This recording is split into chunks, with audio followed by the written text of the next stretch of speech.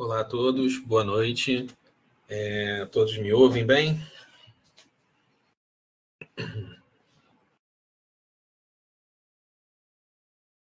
Sim, ok. Bom, vamos lá. Antes eu queria falar com vocês que acredito que a aula de hoje seja bem rápida, tá? A minha programação para hoje é resolver ou comentar com vocês sobre a atividade 1. Algumas pessoas pediram para eu fazer aquela questão 3, onde tem que colocar as classes e os valores das frequências relativa absoluta e acumulada. Então a gente vai fazer a lista 1 toda. A lista 2, atividade 2, eu não vou fazer ainda hoje, porque as pessoas. Eu já abri a segunda chamada para a lista 2, e a segunda chamada termina hoje à meia-noite, né? Na verdade, às 11h59. Então, eu vou dar uma segurada na atividade 2, a gente vai vê-la semana que vem. E, apesar de não ter enviado para vocês ainda, vou mostrar para vocês a atividade 4. E aí, acabando a aula aqui, eu subo a atividade 4 para o pessoal começar a fazer. Tá? Bom, vamos lá. Antes de tudo, eu queria dar um informe para vocês. O professor Diógenes, coordenador do curso, não sei se ele já comentou com vocês, mas ele pediu para reforçar aqui, se ele já comentou, que amanhã vocês vão ter uma reunião com eles à noite, né, com o coordenador e com o professor da próxima disciplina, que é acho que é Direito e Políticas Públicas, se eu não me engano, né? Então ele pediu para reforçar com vocês que vocês terão esse encontro amanhã com ele à noite. Não sei qual horário ele marcou, mas deve ter sido naquele horário padrão, né, de 7, 8 horas da noite. Se ele não marcou, ele deve falar com vocês ainda, ou então vocês podem já até, de repente, cobrar ele, que eu acredito que ele já tenha agendado com vocês. Bom, vamos lá. E antes de começar, semana passada a gente teve uma discussão em relação aos boxplot, aos bigodes do boxplot. Não sei se quem estava falando comigo, a Eliane disse que a mensagem da reunião amanhã chegou no e-mail. Beleza, obrigado, Eliane. Em relação aos bigodes do boxplot, tá? O áudio estava picotando um pouco, eu não lembro o nome do aluno, não sei se ele está aí. Se ele tiver, ele pode abrir o áudio, mandar uma mensagem aqui no chat para eu lembrar. Acho que era Jefferson, se eu não me engano. Então, o que ele estava falando que eu não estava conseguindo entender? E depois eu entendi quando rolou a dúvida no grupo do Telegram. O boxplot do R, não sei se do Python também é assim, mas o boxplot do R, ele funciona da seguinte maneira. Existem os limites inferior e superior, tá, do meu conjunto de dados, e calculados os limites inferior e superior, ele vai considerar o mínimo valor do conjunto e o máximo valor do conjunto abaixo ou acima abaixo do limite inferior, né? Ou abaixo do limite superior. O que significa isso? Tá? Num conjunto de dados. Vamos supor que a gente tenha conjuntos de dados que vá de 1, 2, 3, 4, 5, 8, 7, 6 e tem um 100. Tá? Então, chutando aqui valores, tá? O meu limite inferior calculado foi de 1. Não, vou botar menos, foi de 0. Né? O limite inferior calculado foi de 0. E o limite superior calculado foi de 50. Né? Como o meu conjunto ele vai de 1 até 100, né? No meu limite inferior, o boxplot do R, ele não vai bater 0, ele vai bater 1, porque é o menor valor que eu tenho dentro do meu conjunto. E o limite superior, ele vai bater o maior valor antes do outlier. Então, eu acredito que eu tenha explicado e explicitado qual era o problema que a gente estava tendo na semana passada, que eu realmente não estava conseguindo entender, né? Eu só fui entender depois lendo a mensagem do Telegram. Depois eu voltei na gravação e realmente as partes que o Jefferson estava tentando falar, muitas partes picotaram, eu realmente não consegui entender o que ele estava falando. Tá? Então é isso. Os bigodes do boxplot ele vai considerar os pontos dentro do gráfico. Então, se eu tenho limite inferior calculado de 0, o limite inferior no boxplot dele vai ser 1, porque 1 é o mínimo. Se o meu limite superior calculado é 50, o meu outlier vai ser 100, e o meu limite superior vai ser o menor valor antes do 50 dentro daquele meu conjunto de dados. Tá? Então, dos valores que eu chutei aqui, provavelmente eu colocaria o 9, né, no limite superior. Tá? Eu dei o exemplo com valores que vão de 1 a 9 e tem um 100 por acaso. Né? Tem tipo 1, 2, 3, 3, 2, 1, 4, 5, 9 e aparece um 100. Então o boxplot seria formado no bigode inferior 1, bigode superior 9, tá? E aí um pontinho fora que seria o 100. Tá bom? Eu acho que com isso a gente sanou a dúvida da semana passada. Né? Bom, vamos lá. Eu queria mostrar a atividade 1 com vocês. Se vocês quiserem falar alguma coisa, abrir a tela aí, pode falar, tá, gente?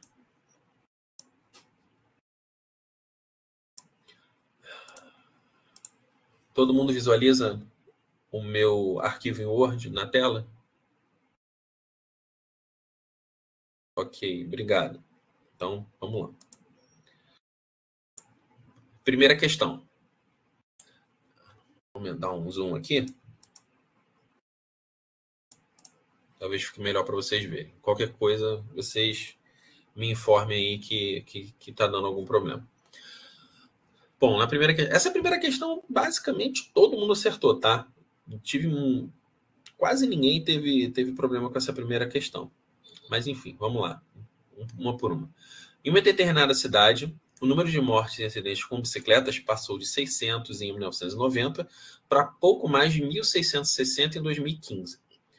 Com base nesses dados, é correto afirmar que andar de bicicleta se tornou mais perigoso ao longo do tempo? Explique sua resposta e cite uma variável que possa oferecer uma medida mais adequada do risco envolvido. Bom, então a principal resposta é que não. A gente não pode afirmar, com esse tipo de informação que a gente tem, que andar de bicicleta se tornou mais perigoso ao longo do tempo. Por quê? A gente tem números absolutos. E quando a gente trabalha somente com números absolutos, fica muito complicado a gente dizer se ficou mais perigoso ou não, porque eu posso ter outras variáveis envolvidas que fizeram com que o aumento desse número também fosse influenciado. Por exemplo, simplesmente o aumento do número de habitantes na cidade. Então, mais pessoas na cidade, mais pessoas vão andar de bicicleta. Outra coisa, políticas públicas ligadas a efeitos de gás estufa, onde a gente procura, os governos procuram incentivar pessoas a não andarem de carro, de ônibus, né? E sim utilizarem opções que não tenham influência, né, na qualidade do ar dentro da cidade. E aí você tem um aumento do número de bicicletas. Outra situação, bicicletas não são, vamos dizer assim, botar entre aspas, comunitários, né, mas são aqueles aplicativos que a gente consegue acessar e conseguir alugar, né, uma bicicleta de um ponto ao outro, onde ocorre muito nas cidades, inclusive a gente tem no Rio de Janeiro, por exemplo, aqui. Acho que no Brasil, em geral, a gente já tem isso, né? Enfim, e aí o que acontece? Algumas pessoas, né, não só citaram as variáveis. E ok, como eu coloquei, explica a sua resposta e cite uma variável que possa oferecer uma medida mais adequada, se a pessoa citou uma outra variável, por exemplo, o tamanho da população, eu já considerei a resposta certa. Então, inclusive, se eu tirei pontos de alguém nessa questão, eu acho que não foi, eu acho que eu não fiz isso nessa questão, mas se eu tirei pontos de alguém nessa questão, no qual ela colocou a variável e eu acabei lá no comentário particular que eu envio para cada um, dizendo que perdeu ponto na questão 1, ela tendo colocado a variável, a pessoa tendo colocado a variável, por favor, depois me retorne que eu retifico, tá? Outras pessoas já colocaram, de fato, um indicador que seria o mais indicado para a questão, que aí poderia ser a taxa de acidente de bicicleta em 1990 e em 2015. Né? Então, a gente poderia, através da variável população, construir uma taxa para 90, uma taxa para 2015, para saber se tornou mais perigoso ou não andar de bicicleta, tá? Baseado nessas informações. Mas quem citou só a variável, precisaria saber a influência, ou ter o número da população para poder responder essa questão melhor, né? Para saber se foi realmente ficou mais perigoso ou não. Eu já considerei como a resposta certa. Tá? Bom, nessa questão 1, eu vou perguntar, mas pro forma, tá? Alguém tem alguma dúvida, alguma pergunta? Se quiser, pode escrever no chat aí ou falar para mim, tá? Bom, vamos lá. A questão 2. Abaixo são apresentados 2 gráficos que representam a variação da renda, aí tá em KF, de uma população ao longo do período de 1985 a 1991. Observe atentamente as cores representadas nos 2 gráficos. Com base na análise visual dos dados, em qual dos 2 gráficos é possível observar maior instabilidade e incerteza em relação à renda ao longo do período? Justifique sua resposta. Vamos lá. A resposta mais correta seria: não dá para avaliar estabilidade e incerteza em relação à renda ao longo do tempo. Por quê? Simplesmente porque os gráficos são iguais e eles estão em escalas diferentes. Tá? Entretanto, tem pessoas que falaram: o gráfico que apresenta maior estabilidade e incerteza é o primeiro, né, da esquerda. Entretanto, os dados são iguais e o fato do segundo gráfico estar numa escala diferente, ele suaviza a curva. Eu também considerei. Está certo, ok. A intenção dessa questão era o quê?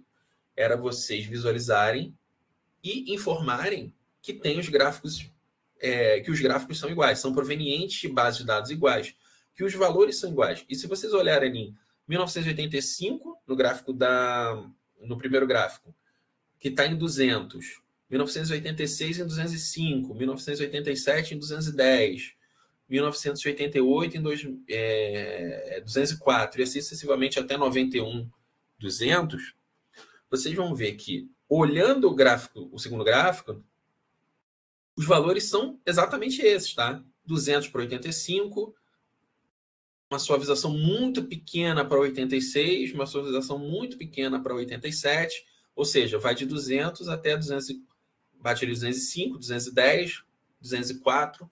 Então, os gráficos são iguais. Tá? Entretanto, qual era a... Se a pessoa visualizou isso, entendeu, beleza. Mas se quisesse, de fato, ter a resposta da questão, o que a pessoa deveria fazer? Buscar a fonte. Porque ali embaixo tem a fonte. A fonte está Souza, 2009, manipulação dos dados estatísticos pela mídia e imprensa. Então, se jogasse essa fonte, né, copiasse, colasse, fizesse a busca no computador, vocês iam encontrar o artigo, tá? Iam encontrar o gráfico, que os 2 gráficos foram retirados do artigo, e o artigo dava a resposta da questão. Porque no artigo, no momento em que mostra esses 2 gráficos, ele fala: ambos os gráficos são iguais, né? Entretanto, um apresenta mais instabilidade e incerteza em relação ao longo do tempo, porque está em escalas diferentes. Então, quem citou pelo menos um problema de escala nessa questão, eu considerei. Tá? Eu considerei. Aí eu tive algumas pessoas que questionaram que estava sendo solicitado só para dizer qual era o gráfico que tem a maior estabilidade e incerteza em relação ao longo do tempo. Ok, então eu estava pedindo isso, mas eu pedi para justificar a resposta. Né? E na justificativa da resposta, era necessário colocar que os gráficos eles são iguais, que as escalas estão diferenciadas. Quem não citou nem o problema de escala, aí não deu para dar a questão inteira. Tá? Eu dei uma parte da questão. certo? Essa questão aqui, algumas pessoas... A primeira, basicamente, todo mundo acertou. A segunda questão, algumas pessoas, né, tiveram uma perda de uns pontos aí. Eu tentei tirar o mínimo possível. Então, assim, quem escreveu bem ou muito bem, mas não falou do problema de escala, não falou, eu tirei 5 pontos de 100, né? Então, ficou com 95, né? E... Enfim, é isso. Essa questão não... Para vocês terem a resposta, bastava buscar o artigo na internet, porque ia estar lá a explicação e a resposta da questão. Algumas pessoas citaram, que buscaram um artigo, e aí até fizeram a citação, né, lá da parte dessa explicação, não me lembro a página do artigo, né? Mas basicamente copiaram e colaram e fizeram como citação, né, como tem que ser. Então, ok, foi muito bom, mandaram muito bem, e era isso mesmo que eu queria. A ideia era que vocês fossem buscar informação. Deixa eu voltar aqui para ver.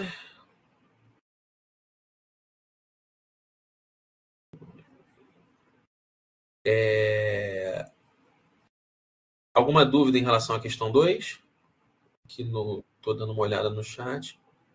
Quem falou, levantou a mão, pode falar. Crisley, pode falar. Boa noite, professor. Boa noite, colegas. É só uma curiosidade, professor.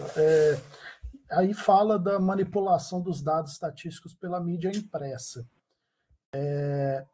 Existe alguma obrigação da retificação dessa informação que foi veiculada? Pior que eu saiba, não. Porque a gente, Posso mostrar até alguns exemplos para vocês aqui de, vamos botar entre aspas, erros jornalísticos, né? Que eu coloco nos meus slides de aula, que eu até não mostrei para vocês, mas eu posso mostrar agora até para vocês verem aqui, que eu seleciono alguns probleminhas que tem em relação à divulgação de notícias, né? Em relação a dados. Porque, assim, tende a ser tendencioso demais, né? Dependendo como vincula isso aí, você consegue manipular o leitor, né? Totalmente. A ideia da questão era exatamente essa, é ver como os dados podem ser manipulados. Principalmente para quem não tem um conhecimento muito a fundo, né? Em relação a números. Sim, sim. A própria leitura do gráfico, a gente sabe que é algo que não é tão trivial quando a gente fala a nível de Brasil, né? Porque a gente chega no ponto do analfabetismo funcional, enfim, entre outras coisas, mas até os poucos que leem o gráfico podem ser induzidos, né? Exatamente. Assim, dá para buscar aí na internet algumas questões em que dá para ver isso bem claramente. Eu estou buscando aqui um outro material que eu tenho para mostrar para vocês uma partezinha que eu mostro nas minhas aulas, né? Que eu dou normalmente, que eu acabei não montando para o material aqui. E acho interessante mostrar para vocês aqui, já que a gente deu uma parada nessa questão. Estatística aplicada.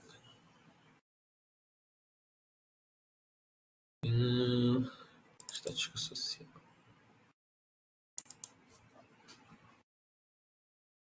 Eu vou direto lá para poder. Eu vou compartilhar com vocês. Eu estou abrindo aqui o arquivo primeiro, tá?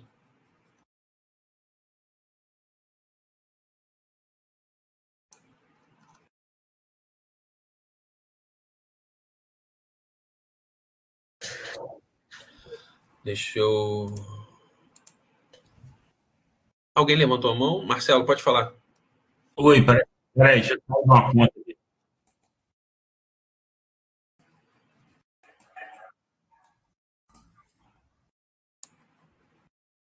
Aí agora melhorou. Não, é só para enriquecer a discussão, que tem um livro de década de 60, década de 50, que fala como mentir na estatística, que essa mudança de escala é clássica, né? Para você né, mentir usando a estatística. É bem clássico esse livro, né? Eu já ouvi falar desse livro, eu nunca li, mas eu sei qual que você está falando.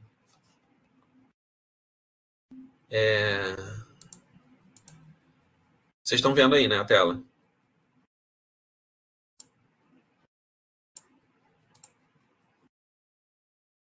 Então, eu peguei alguns exemplos aqui.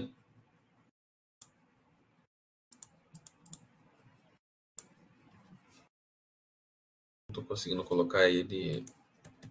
Ah, foi. Vamos lá. O primeiro, que eu dou aqui como exemplo nas aulas.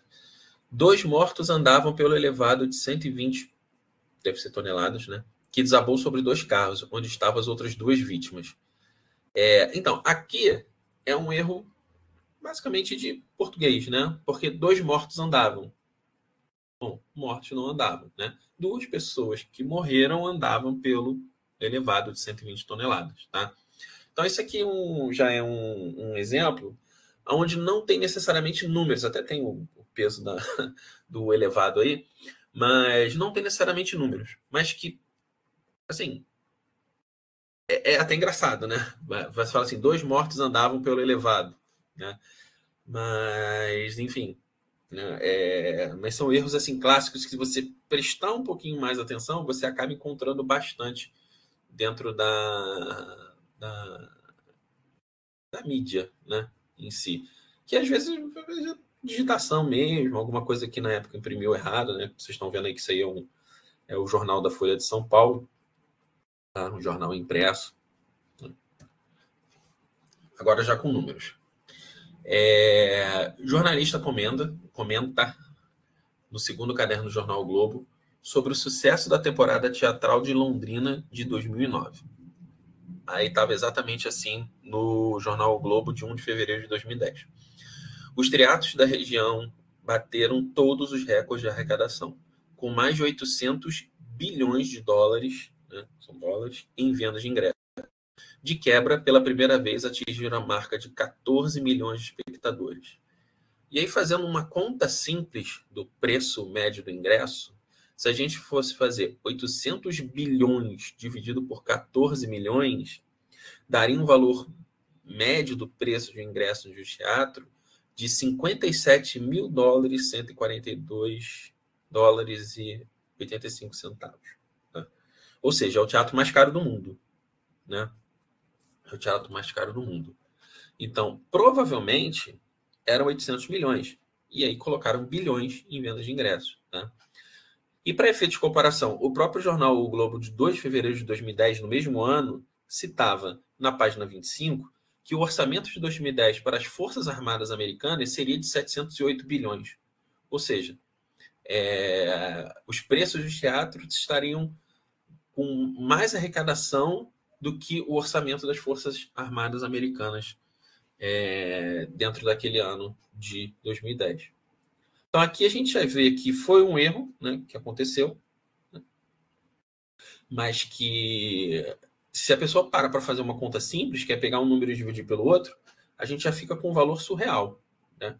E aí, eu não sei qual é o correto, mas provavelmente devia ser 800 milhões. Né? Alguma coisa nesse sentido, 80 milhões, alguma coisa por aí. Tá? Mas, enfim, realmente, ter 800 bilhões em vendas de ingressos seria uma coisa muito surreal na concepção de qualquer um. Né? Outro. Em 2009, uma matéria do Washington Post informava que 667 mil dos 1,3 milhões, né, que o Exército da Salvação de Washington arrecadou durante seu evento anual Red Kettle vinham de locais de coleta em frente à rede de supermercados Giant.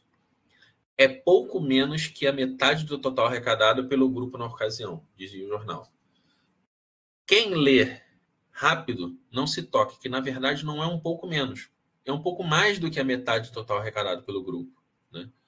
O percentual, né, de arrecadação do Giant, de 667 mil para 1,3 milhão, é de 51,3%. Então, não é um pouco menos da metade. É um pouco mais do que a metade. Ou seja, também foi um erro, provavelmente, de digitação, né? Mas são erros que passam desapercebidos para quem está lendo rapidamente. Aqui não é erro, tá? Aqui não é erro. Aqui é uma questão visual. Visual. Por quê? Aqui a gente tem um problema. É uma pesquisa, né? Pesquisa Ibope. Né? A pesquisa vem com os gráficos em linha ali, né? Dos 3 mais votados na época das eleições de 2018, né? Porque o jornal é o Globo de 26 de setembro de 2018, onde a gente tem o Eduardo Paes em primeiro e o Romário e o Antony Garotinho empatados em segundos. Entretanto, quando é colocado o Romário acima e o Garotinho abaixo, dá a impressão de que a gente tem o Paes em primeiro, o Romário em segundo e o Garotinho em terceiro. Né? Mas a gente vê que estão empatados, porque é 24%, 16%, 16%. Isso são coisas que não deveriam se acontecer. Se eles estão empatados, eles têm que aparecer um do lado do outro. Tá? Até porque ainda tem aquela margem de erro, né? Que a gente diz que eles estão tecnicamente empatados e tal, não sei o quê. Mas nesse caso, o percentual está igual, né? O arredondamento está igual, 16 para cada um. Então, se está igual, tinha que estar um do lado do outro. Não podia estar um abaixo do outro. Ou, no mínimo, ter uma explicação do que isso está acontecendo, por que isso está acontecendo, né? E uma explicação bem aparente, né? Não pode ser uma coisinha pequena embaixo, um asterisco. Porque quem vê, né? Novamente, como a gente estava lendo as questões anteriores, né? Essa matéria ou essa matéria aqui, não vai parar para perceber que está empatado. Né? Vai achar que é Romário em segundo e o Garotinho em terceiro. Né?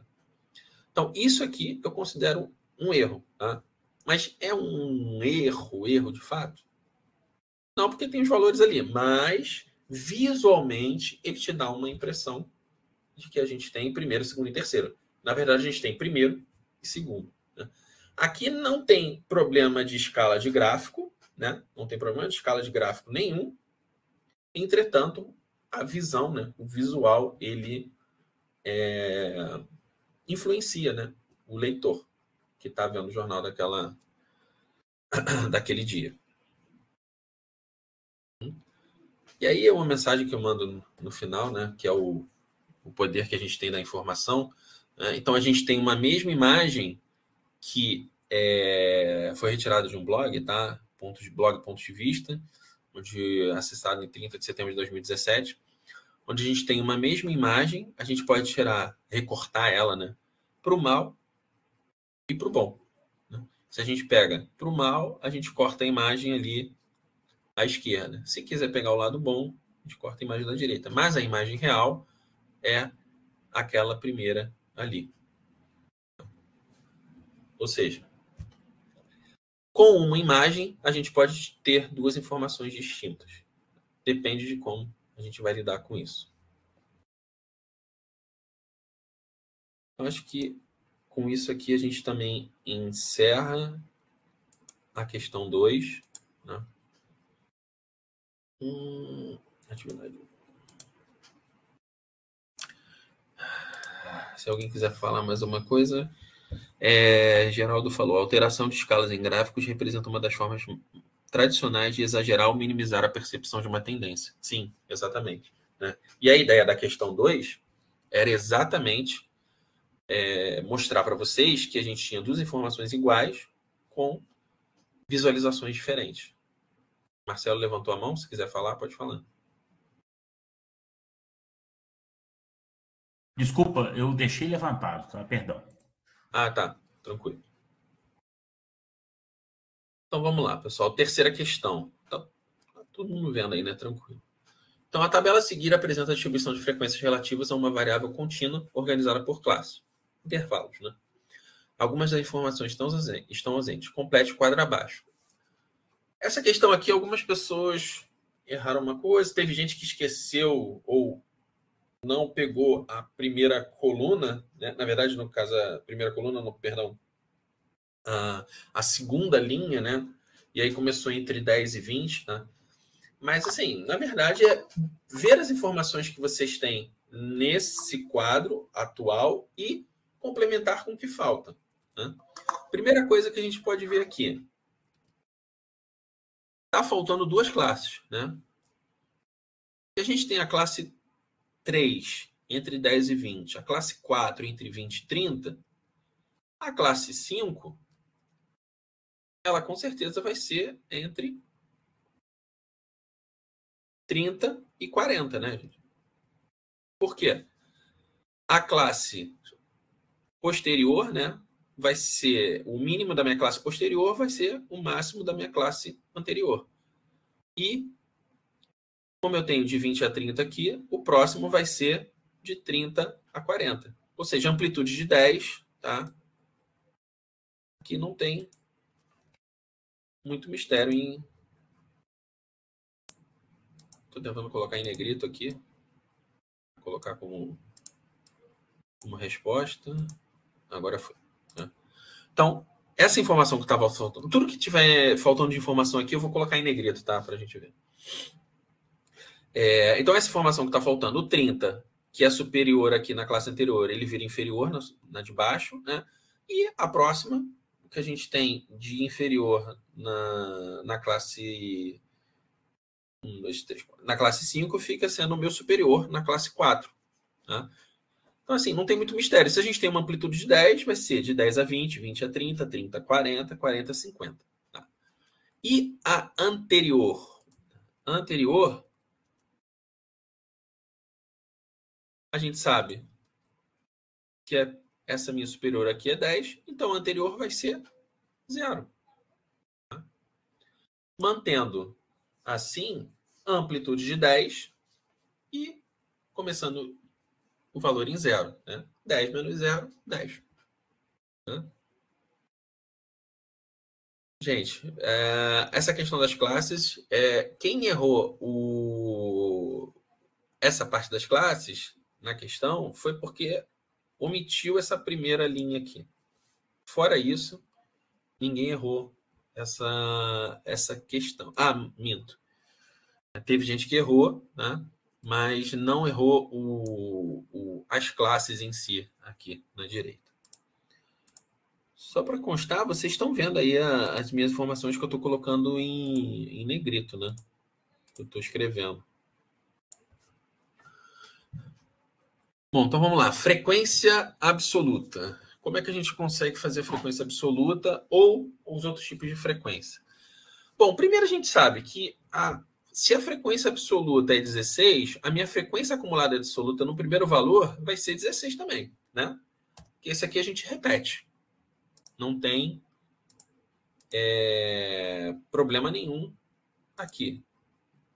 Tá?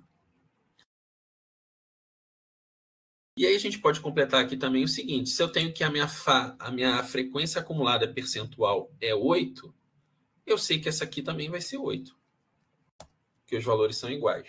Né? E, obviamente, 16 sobre 20 são 8%. Né? Então dá para encontrar esse valor aqui, tanto fazendo 16 sobre 200, 16 sobre 20, não, perdão, 16 sobre 200. 16 sobre 200 vezes 100 para achar o 8%, ou simplesmente pegar isso aqui e repetir. Beleza. Nós temos, então, a nossa primeira classe completa, né? 16, 16, 8, 8. Vamos partir para os próximos quadrantes. Para encontrar esse quadrante aqui, frequência absoluta simples, da minha segunda classe entre 10 e 20. Bom, se eu tenho 64 na acumulada, para encontrar esse quadrante aqui, eu vou fazer o quê? Eu posso fazer 64 menos 16. 64 menos 16, fazendo a conta aqui rapidinho, vou... 48. Então, o valor desse quadrante é 48. E aí a gente pode fazer o quê? Bom, 48 sobre 200 dá 24%, né? E aí a gente pode fazer o acumulado aqui, né? A gente repete o primeiro e aí soma com o de baixo. 8 mais 24, 32%. Então a gente já tem a segunda linha aí também. Tá certo? Então a gente pode fazer esse segundo quadrante aqui no modo mais simples. 8 mais 24. Né? Ou esse aqui, né? 8 mais 24. Vou colocar aqui na frente. Depois eu apago essas contas para a gente ficar só com o quadrante de respostas. 8 mais 24. Beleza. Fechamos a segunda classe. Tá? Então, a gente tem 48 na frequência absoluta simples, na frequência acumulada simples 64, na relativa 24 e na acumulada 32%. Tá? Bom, vamos lá. Então, para eu encontrar a frequência acumulada absoluta, ou, na verdade, a frequência simples aqui, como é que a gente pode fazer? Eu tenho 76 aqui, eu estou fazendo aqui na hora com vocês, então eu também estou pensando aqui como é que a gente pode fazer. Tem umas coisas também que a gente já pode ir colocando. Por exemplo, eu vou até adiantar aqui e colocar, tá? Eu sei que o somatório das minhas frequências absolutas ele vai ser igual ao meu último valor da frequência simples. Frequência acumulada simples, perdão. Então, eu já vou colocar aqui 200 também, que eu sei que esse é igual a esse. E aqui eu não tenho somatório. Posso colocar, né? Então, os 5 tracinhos aqui. Outra coisa também que a gente pode completar para facilitar a gente. Isso aqui tem que ser 100. Né? O somatório de todas as percentuais tem que ser 100. E no acumulado relativo, a gente não precisa. Coloca um traço, uma coisa desse tipo. Tá? Bom, vamos lá. Então, aqui daqui, o que eu tenho? Eu tenho 57% no acumulado. O que eu posso fazer aqui? Para eu encontrar esse valor, o caminho mais simples é fazer 190 menos 76. Né? Eu fazendo 190 menos...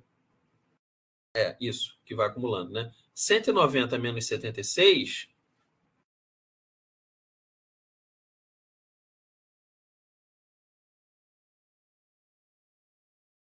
114.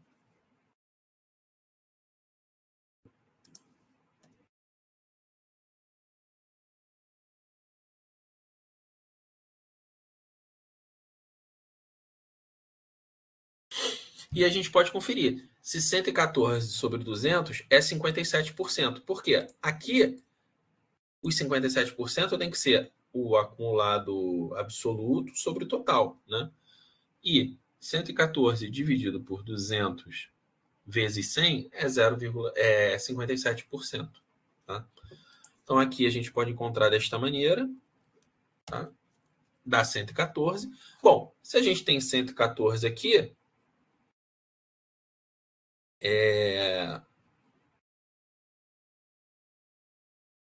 tá. A tabela desceu. Deixa eu dar um enter. Deixa eu descer isso aqui, gente. Para a gente continuar aqui embaixo. E a gente não ter problema da tabela aí crescendo. Bom, se eu tenho 114 aqui, eu sei que 114 menos 64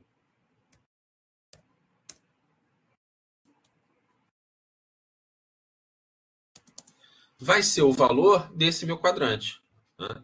Então, 114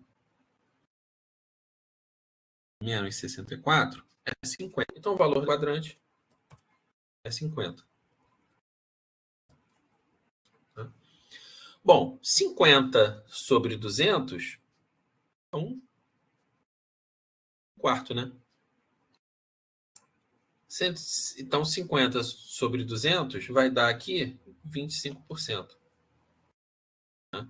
E 32 mais 25, né? 30 mais 25, 55 mais 2, 57. Bateu. Então, isso aqui é 25. Então, com isso, a gente fechou a terceira classe, de 20 a 30, com todos os valores. 76 mais 190... Oh, perdão.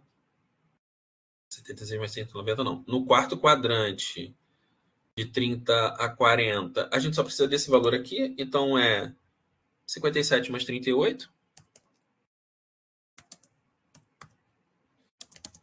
Que vai dar 87, 95, né? 95. Bom, isso aqui é 100, a gente já pode matar logo aqui, que aqui é 5%, tá? 95 mais 5, 100. E aqui falta o quê? 200 menos 190. 200 menos 190. São 10. Bom, com isso eu completei minha tabelinha e cheguei na minha tabela final. Bom, eu fiz dessa maneira, tá? Mas poderia ser feito de outra. Por exemplo, eu já tinha achado 5% aqui. Ao invés de fazer 200 menos 190, eu podia saber quanto que é 5% de 200. São 10, né? Então eu podia fazer a conta inversa. Beleza, e fez a tabela. Aí no final, se quisesse, quem colocou só a resposta, tá? Colocou a tabela final, eu considerei. Tá? Não precisou fazer conta. Teve gente que explicou as contas todinhas lá embaixo e tal. Mas eu sei que muita gente fez isso aqui em software de planilha, né? Ou no Excel, ou num BR Office da vida, né? E aí não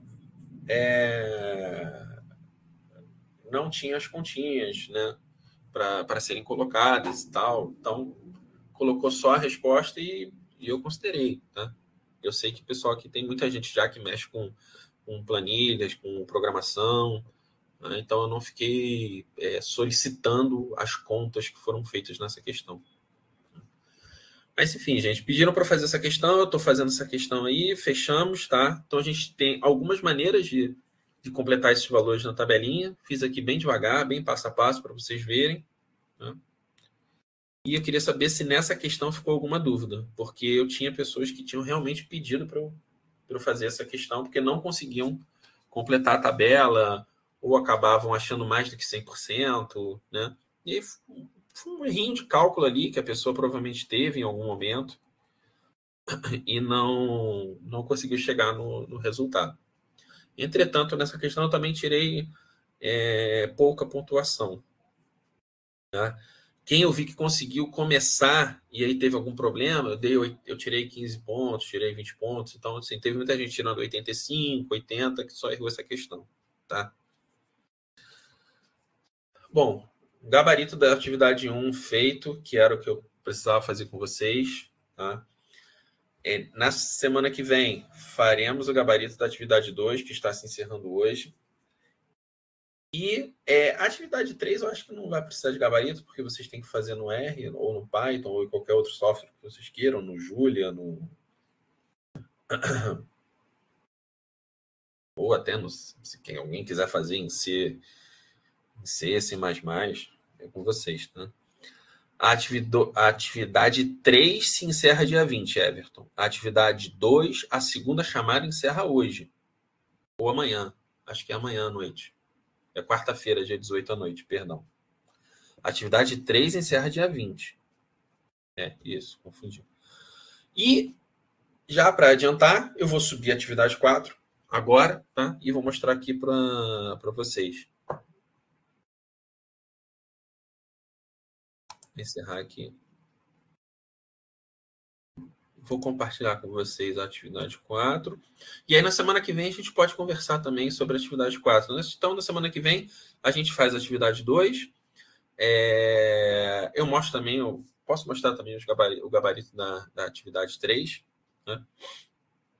E o problema é que eu não vou poder mostrar a atividade 3, até já deixando bem claro aqui com vocês, se não tiver fechado a segunda chamada da atividade 3. E como a atividade 3 se encerra dia 20, a atividade 3 não vai dar. Aí eu mando para vocês depois, porque semana que vem é a nossa última aula, a nossa última semana, né? Bom, de qualquer maneira, eu estou compartilhando aí com vocês a atividade 4 para vocês verem, tá? Ela já está prontinha. Inclusive, ela já estava pronta antes, só que eu esperei um pouco para encaminhá-la para vocês, porque tinha gente que já estava fazendo atividade 1, 2 e 3, estava entregando tudo. Eu falei, vou esperar um pouco para poder passar isso para vocês. Se eu fizer alguma alteração nesse texto, vai ser uma coisa bem pontual, tá? Mas, basicamente, o que eu quero de vocês na atividade 4 é um mini relatório. Um relatório bem pequeno, tá? Bem pequeno. Dado que vocês estão começando o curso, muita gente está se iniciando nessa parte de programação. Eu subi ontem um mini curso de R Markdown para quem for iniciar, né, esse processo de aprendizado no R Markdown, mas são aulas curtas de 15, 20 minutos, então dá para vocês terem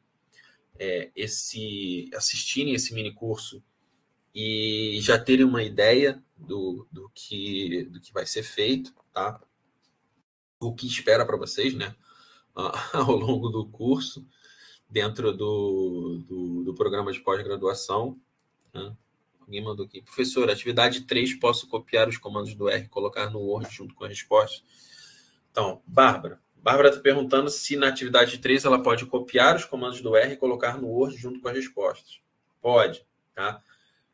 Algumas pessoas me perguntaram. O que você pode fazer é copia o código, coloca no Word, ou, mais fácil, copia o console lá embaixo do R. Tá? Ou copia o código e o console e coloca a resposta. Tem muita gente que está fazendo assim. Não tem problema, tá? Não tem problema.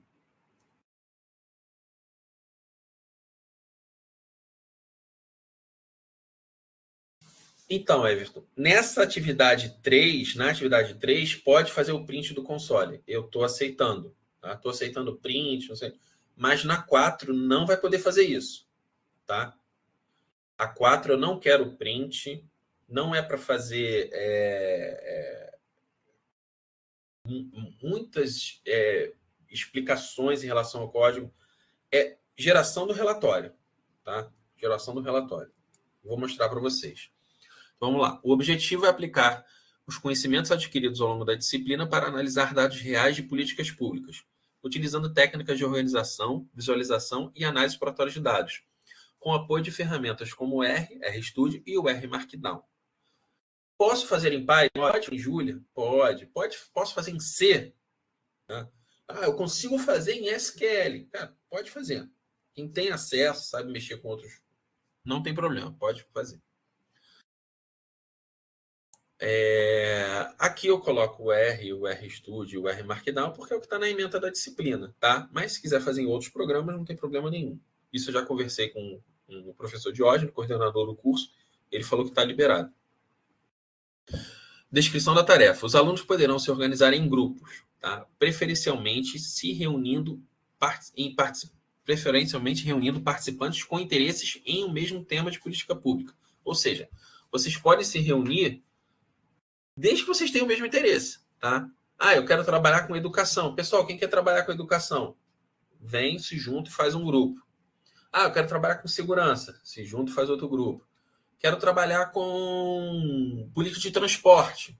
Se junta e faz um grupo. Né? Quem não tem o mesmo interesse, não vejo muito sentido em se agrupar, tá? Porque a ideia aqui é vocês já terem um start inicial para a monografia, né? Para o TCC, que é o trabalho de conclusão de curso. Se vocês não tiverem esse início, esse start agora, vocês deixarem para fazer isso no final, pode embolar o meio de campo. Tá? Então, o interesse é que vocês hoje podem fazer um trabalho em grupo, né? Todas as outras 3 atividades foram individuais. Agora vocês podem fazer um trabalho em grupo. Grupos de quanto? Gente, grupos de 5, 6, tá?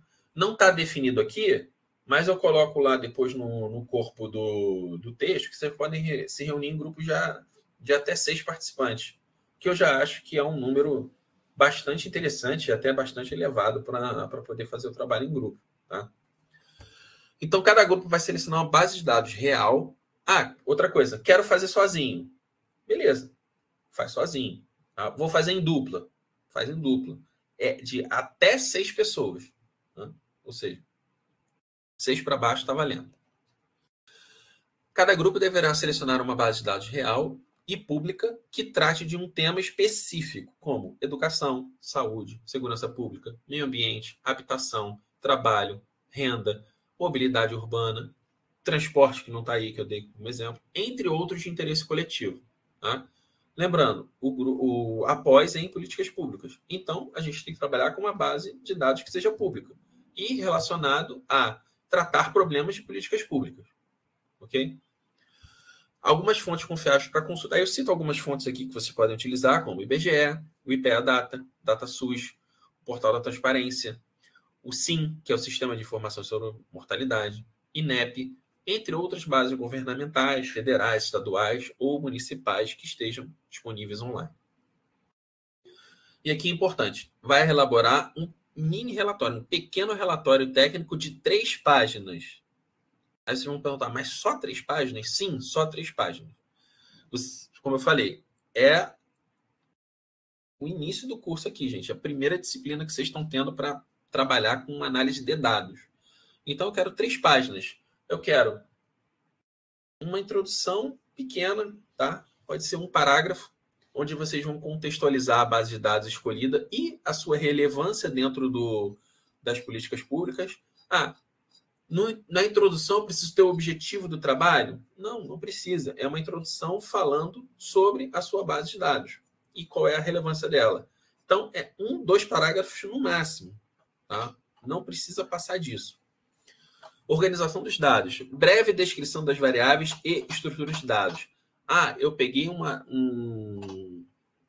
banco de dados que tem 300 variáveis. Eu tenho que descrever cada uma? Não. Vocês vão descrever as variáveis que vocês selecionaram. Você pegar um banco de dados com 300 variáveis e trabalhar as 300, você só vai acabar o relatório em 20 dias, 30 dias, se for para fazer. Né? Eu quero que vocês façam o relatório em basicamente 10 dias. Né? Vai até o dia 30, então vão ter aí 12 dias, na verdade, para fazer. Então, é uma breve descrição das variáveis que você selecionou e a estrutura de dados dentro dessas variáveis. Então eu peguei uma base de segurança, eu peguei roubos e homicídio, por exemplo. Vou trabalhar com esses 2. Peguei só roubo, vou trabalhar só com roubo. Ok. Descreve ela e diz quais são os problemas que vocês encontraram nessa variável ou como que elas estão alocadas, divulgadas. Se é anual, se é mensal, se é trimestral.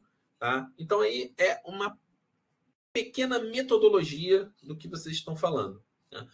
Eu posso colocar isso na introdução? Pode. Então, a introdução pode, ao invés de ser 1, 2 parágrafos, pode virar 3. Você já coloca a organização dos dados, né? Uma breve descrição dentro da introdução. Pronto. Tá? Visualizações gráficas. Então, vocês vão construir pelo menos um gráfico.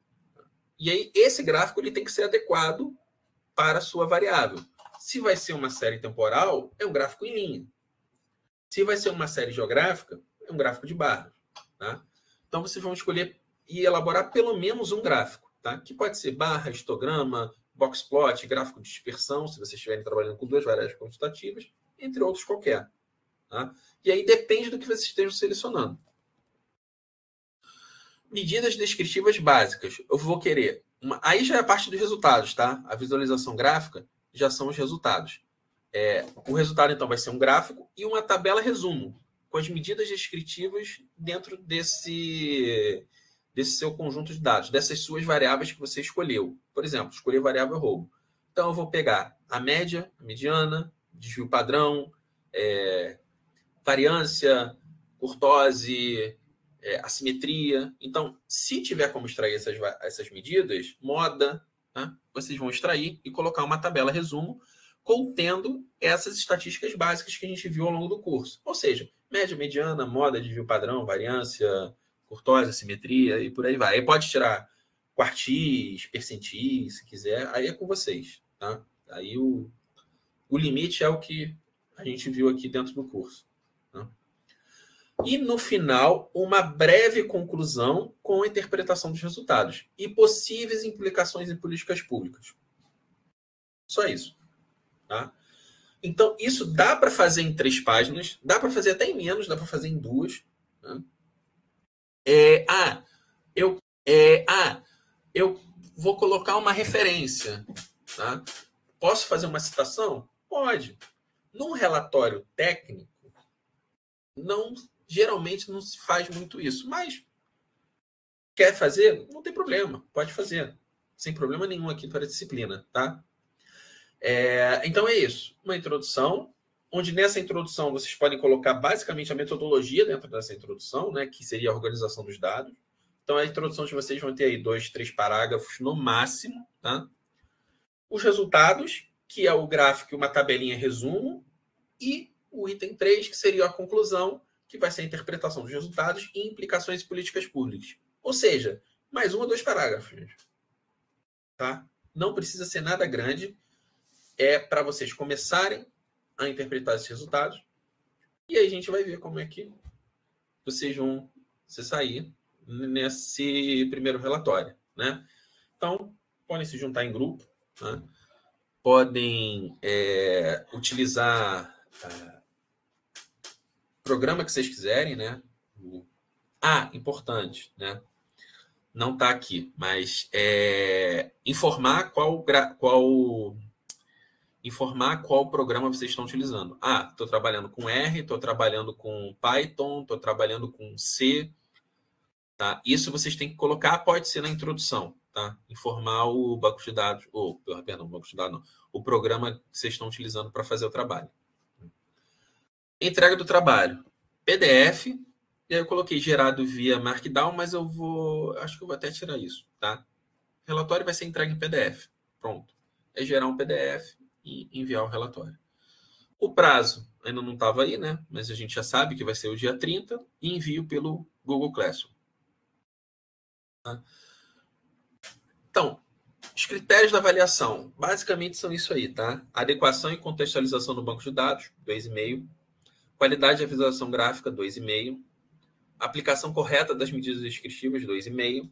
Clareza, organização e apresentação do relatório, 2,5. Valendo 10.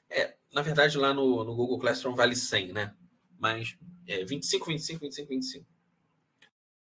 Tá? Então, essa atividade vai ter como propósito integrar os conteúdos abordados ao longo da disciplina com a realidade das políticas públicas, estimulando a capacidade analítica, crítica e interpretativa diante de dados reais. Qual é o principal objetivo? É vocês buscarem a fonte de dados uma base real. Tá? E a gente espera, eu espero, que o trabalho em grupo favoreça a troca de experiências, o aprofundamento nos temas escolhidos e o desenvolvimento de soluções baseadas em evidência. Tá? Bom, então vou fazer pequenos ajustezinhos aqui nesse PDF antes de enviar para vocês. E uma coisa importante, vou colocar lá no grupo também. Estou fazendo trabalho em grupo. Só uma pessoa precisa enviar? Não. Se você está fazendo trabalho em grupo com 6 pessoas, as 6 pessoas vão enviar o mesmo relatório com os nomes de todo mundo, né? Obviamente. De preferência ali, faz uma capa para o trabalho e coloca o nome de todo mundo no trabalho, tá? Mas pelo Google Classroom, todo mundo tem que enviar o trabalho. Tá? Mas vai ser o trabalho igual? Sim, o trabalho foi em grupo, vai ser igual. Não tem problema nenhum. É só você informar lá, grupo tal, né? Faz uma capa para o trabalho, ao invés de o relatório de ter 3 páginas, vai ter 4 páginas. Não tem problema.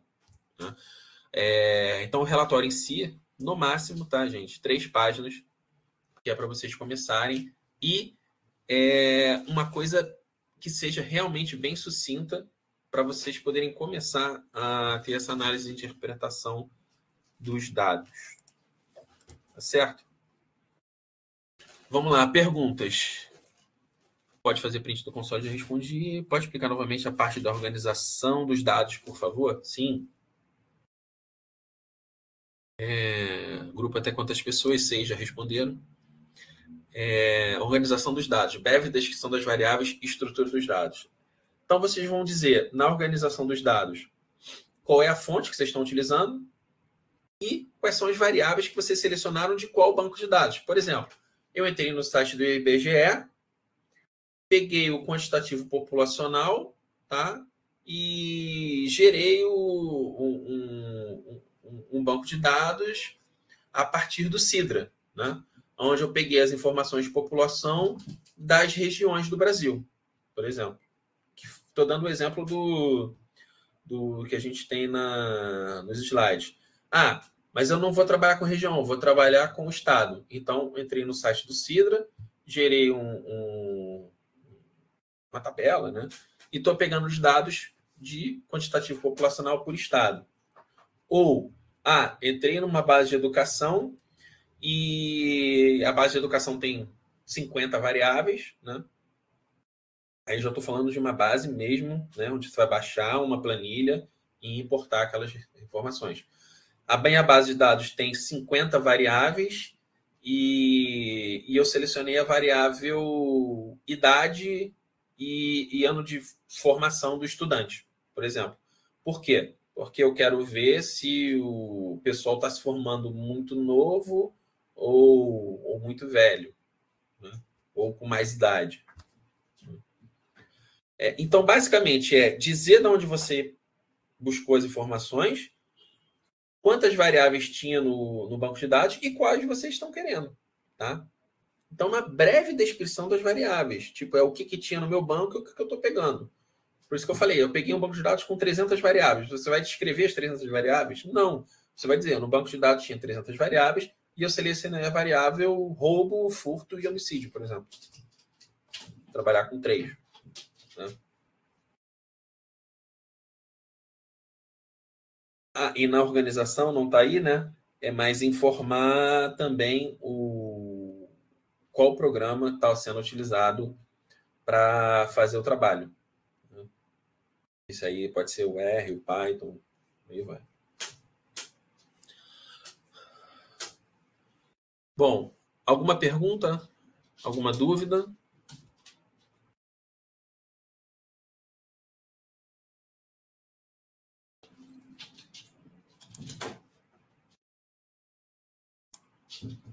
Então, podemos encerrar então a aula? Que o que eu tinha para mostrar hoje para vocês é isso, gente. É bem tranquilo, bem curto mesmo.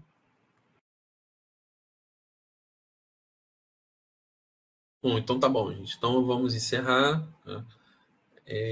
Tem gente digitando aí, vou esperar.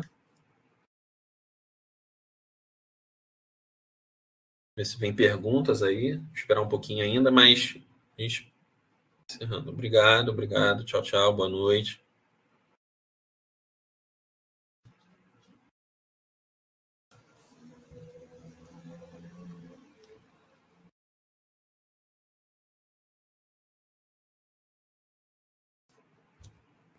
Então tá, vou encerrar então, gente. Vou parar a gravação aqui. Boa noite. Oi. Só dar uma dica, galera que está no grupo de WhatsApp, quem quiser fazer em conjunto, cita lá o tema, né? Que às vezes dá um bem bolado lá. Bom, se vocês têm um grupo da turma de vocês, não sei se vocês fizeram por polo, fizeram um grupão mesmo com todo mundo, coloquem os temas lá que tem interesse e aí vocês vão formando os grupos. Tá?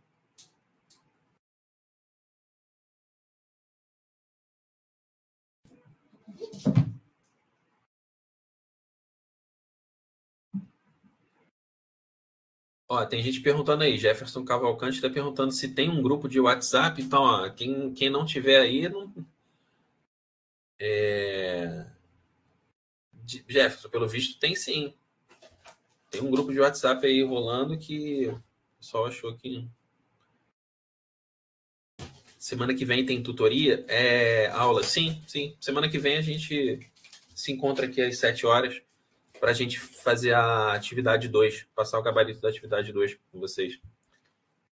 Também acredito que seja rápido semana que vem. E aí a gente pode tirar dúvidas da atividade 4, se o pessoal já começar a conversar, começar a fazer.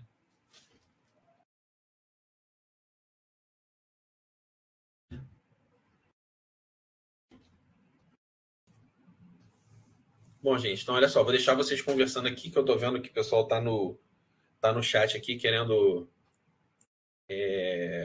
falar sobre o grupo do WhatsApp, mas eu vou parar a gravação, que aí a gente para a aula agora, tá? Mas vocês podem continuar conversando no chat aí, não vou terminar não vou fechar a sala agora, não. Outra coisa, tem um grupo no Telegram também, com um monte de gente lá, inclusive que eu estou, né?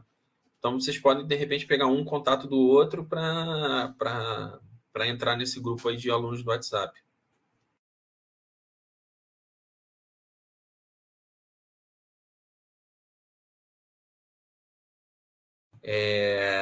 Naquele curso de R Markdown, tem algum exemplo de criar capa no relatório? Eu acho que não. Não lembro de ter visto. Lembro que eu fazia arquivo.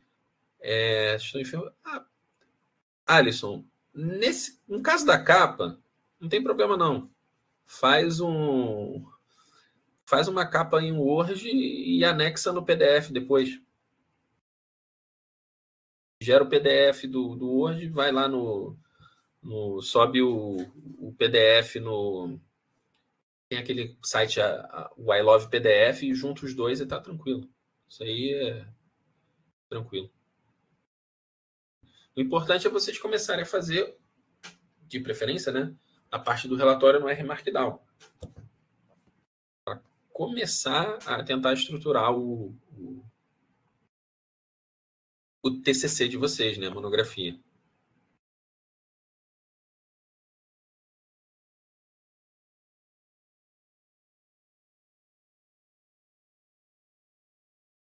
Bom, gente, então vou encerrar aqui, tá? Tchau, tchau. Boa noite para vocês aí. E boa semana, bom feriado também.